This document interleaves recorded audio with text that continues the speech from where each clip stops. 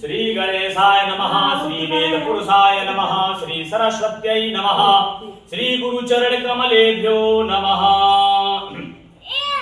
श्री हरितालिका तीज व्रत की कथा भादों के महीने में शुक्ल पक्ष की तृतीया के दिन किया जाता है।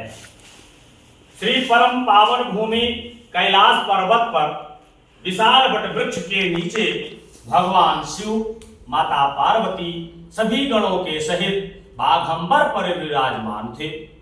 बलवान श्री वीरभद्र, भृंगी, श्रृंगी, नंदी आदि अपने अपने पैरों पर सदाशिव के दरबार की शोभा बढ़ा रहे थे। गंधर्वगण, किन्नर, ऋषि भगवान की अनुष्टुप छंदों से स्तुति गान कर रहे थे, आलापों से वाद्यों में संलग्न थे। उसी सुअवसर पर माता पार्वती जी ने भगवान श्री शिव जी से दोनों हाथ जोड़कर प्रश्न किया कि हे महेश्वर, मेरे बड़े सौभाग्य है जो मैंने आप सरीखे पति को वरण किया। क्या मैं जान सकती हूँ कि मैंने वो कौन सा पुण्य अर्जन किया है? आप अंतर्यामी हैं, मुझको बताने की कृपा करें। माता पार्वती जी की ऐसी प्रार्थना सुनकर के भूत भावन भगवान भोलेनाथ जी कहते हैं, हे देवी, तुमने अति उत्तम पुण्य का संग्रह किया था जिससे तुमने मुझे प्राप्त किया है, वह अति गुप्त है। अब तुम्हारे आग्रह पर प्रकट करता हूं। कथा प्रारंभ करते हैं। भाद्रपद मास के शुक्ल पक्ष की तीज का व्रत हरितालिका के नाम से प्रसिद्ध है। यह जैसे तारा गणों में चंद्रमा, नवग्रहों में सूर्य, वर्णों में ब्राह्मण, देवताओं में इंद्र, पुराणों में महाभारत, वेदों में साम, इंद्रियों में मन, ऐसा ही यह व्रत सर्वश्रेष्ठ है। जो तीज हस्त नक्षत्र में पड़े वह और भी महान पुण्यदायक होती है। ऐसा सुनकर श्री पार्वती जी ने कहा, हे महेश्वर, मैंने कब और कैसे यह तीज का व्रत किया था, विस्तार के साथ सुनने की इच्छा है। इतना सुनकर भगवान शंकर बोले कि हे महाभाग्यवान उमा, भारत के उत्तर में एक श्रेष्ठ पर्वत है, उसके राजा का नाम हिमांचल है। वहां तुम रानी मैना से उत्पन्न हुई थी। तुमने बाल्यकाल से ही मेरी आराधना करना प्रारंभ कर दिया था। कुछ उम्र बढ़ने पर तुमने हिमालय की दुर्गम गुफाओं में जाकर मुझे पाने हेतु तप किया। तुमने ग्रीष्म काल में उस पहाड़ की चट्टानों पर आसन लगाकर तप किया। वर्षा काल में बाहर पानी में तप किया। शीत काल में पानी में खड़े होकर मेरे ध्यान में संलग्न रही। इस प्रकार 6 कालों में तपस्या करके भी जब मेरे दर्शन ना मिले, तब तुमने ऊपर की ओर मुख उठा करके केवल वायु सेवन किया। फिर वृक्षों के सूखे पत्ते खाकर इस शरीर को छीड़ किया, सुखाया। ऐसी तपस्या में लीन देखकर महाराज हिमांचल को अति चिंता हुई और तुम्हारे विवाह हेतु चिंता करने लगे। इसी शुभ पर महर्षि नारद जी उपस्थित हुए।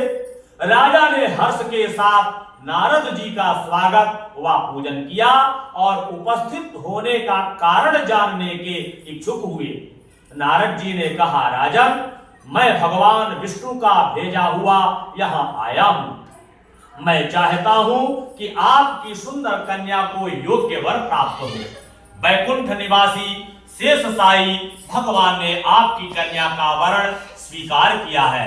राजा हिमांचल ने कहा, महाराज, मेरे सौभाग्य है जो मेरी कन्या को विष्णु जी ने स्वीकार किया है और मैं अवश्य ही अपनी कन्या उमा का उन्हें वाग्दान करूंगा।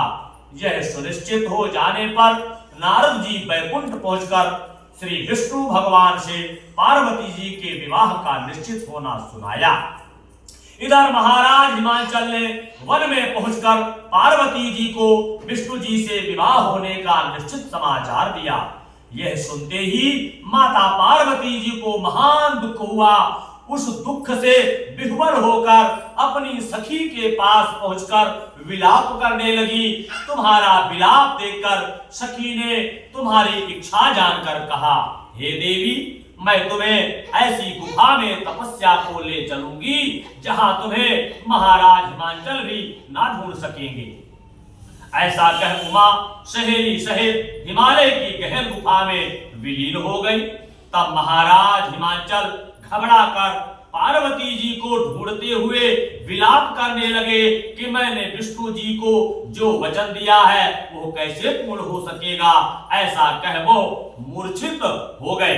तत्पश्चात सभी पुरवासियों को साथ लेकर के ढूंढने को महाराज ने पदार्पण कर ऐसी चिंता करके कहा कि क्या मेरी कन्या को व्याघ्र खा गया या सर्प ने डस लिया या कोई राक्षस हर ले गया। उस समय तुम अपनी सहेली के साथ गुफा में पहुंच बिना अन्न जल के मेरे व्रत को करने लगी थी। उसी दिन भाद्रपास की तृतीया शुक्ल पक्ष हस्त नक्षत्र युक्त थी। तुम्हारी पूजा के फलस्वरूप मेरा सिंहासन हिल उठा तो मैंने जाकर तुम्हें दर्शन दिया और तुमसे कहा, हे देवी, मैं तुम्हारे व्रत और पूजन से अति प्रसन्न हूं। तुम अपनी कामना को मुझसे वर्णन करो। इतना सुन तुमने लज्जित भाव से प्रार्थना की कि आप अंतर्यामी हैं, मेरे मन के भाव तुमसे छुपे नहीं है, आपको पति रूप में चाहती हूं। इतना सुनकर मैं तुम्हें एक वस्तु इच्छित पूर्ण वरदान देकर अंतर्ध्यान हो गया। इसके बाद तुम्हारे पिता हिमांचल मंत्रियों सहित ढूंढते ढूंढते नदी तट पर मारे शोक के मूर्छित होकर गिर पड़े। उसी समय तुम सहेलियों के साथ मेरी बालू की मूर्ति विसर्जन करने हेतु नदी तट पर आ पहुंची तो तुम्हारे नगर निवासी मंत्रीगण हिमांचल सहित तुम्हारे दर्शन कर अति प्रसन्नता को प्राप्त हुए और तुमसे लिपट लिपट कर रोने लगे और बोले, उमा, तुम इस भयंकर वन में कैसे चली आई जो अति भयानक है, जहां सिंह, व्याघ्र, जहरीले भयंकर सर्पों का निवास है, जहां मनुष्य के प्राण संकट में हो सकते हैं। अतः हे पुत्री, इस भयंकर वन को त्याग कर अपने गृह स्थान को प्रस्थान करो। पिता के ऐसा कहने पर तुमने कहा, पिताजी, मेरा विवाह तुमने विष्णु भगवान के साथ स्वीकार किया। मैं इसी वन में रहकर अपने प्राण विसर्जन करूंगी। ऐसा सुन महाराज हिमांचल अति दुखी हुए और बोले, हे पुत्री, तुम शोक मत करो, मैं तुम्हारा विवाह कदापि भगवान विष्णु के साथ ना करूंगा और तुम्हारा अभीष्ट वर जो तुम्हें पसंद है उन्हीं सदाशिव के साथ करूंगा। तब तुम अति प्रसन्न हो सहेली के साथ नगर में उपस्थित होकर अपनी माता सहेलियों से मिली। कुछ समय बाद शुभ मुहूर्त में तुम्हारा विवाह वेद विधि के साथ महाराज हिमांचल ने व महारानी मैना ने मेरे साथ कर पुण्य का अर्जन किया। हे सौभाग्यशालिनी, जिस सहेली ने तुमको हरण कर हिमालय की गुफा में रखकर मेरी प्राप्ति का व्रत किया, इसी से इस व्रत का नाम हरितालिका पड़ा और यह व्रत सब व्रतों में उत्तम हुआ। इस प्रकार सुनकर माता पार्वती जी ने कहा, प्रभो, आपने मेरे मिलने की सुखद कथा सुनाकर मुझे प्रसन्न तो किया, पर इस व्रत के करने का विधान व फल मुझे नहीं सुनाया। कृपा करके मुझे इसके करने की विधि व पृथक पृथक फल भी सुनाइए। इतना सुनकर भगवान सदाशिव ने कहा, प्रिय, मैं इस व्रत का फल तुम्हें सुना रहा हूँ। यह व्रत सौभाग्यशाली स्त्री व पति चाहने वाली कन्याओं को करना चाहिए। यह व्रत भाद्रपद के शुक्ल पक्ष की द्वितीया की शाम को आरंभ कर तीज का व्रत धारण करें। यह व्रत निराहार, बिना फल, आहार और निर्जला होकर रहना चाहिए।